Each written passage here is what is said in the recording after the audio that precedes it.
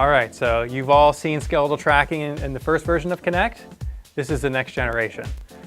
So right away, I'll just point out the incredible stability in the skeleton that you're seeing here.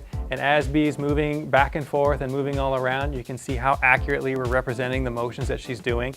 We have a very anatomically correct skeleton. We have hips in the right location. We have spine joints. She can shrug her shoulders. She's really, really expressive. Blockman represents how all of her bones are oriented together. So as she's rotating her arms, you can see that things are flipping back and forth. It's very anatomically correct. She can lift her leg out, move her knee, etc.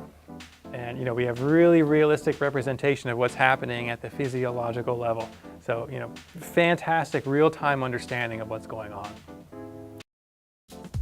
So what this is a real-time human-based physics simulation built on top of our skeletal tracking and our high-fidelity depth map.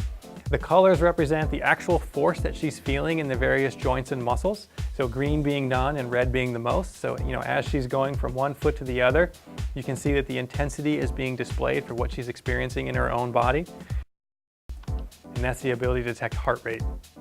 So what's happening here is we're using both our color feed and our active IR feed to detect in real time her heart rate. She's not wearing a sensor, she's not wearing any devices.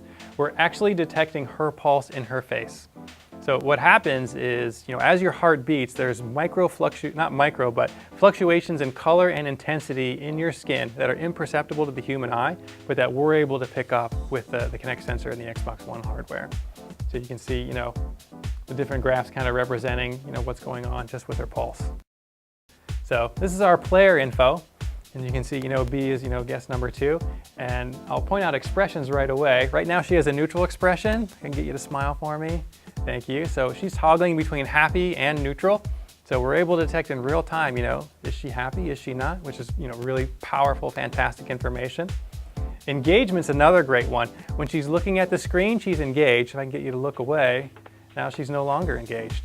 So the power of this one is that if she says Xbox pause and she's looking at the TV, we know to pay attention. But if she were to look away and talk with her friend or talk to somebody in another room and say Xbox pause, we'll know to filter that out because she's no longer engaged with the TV.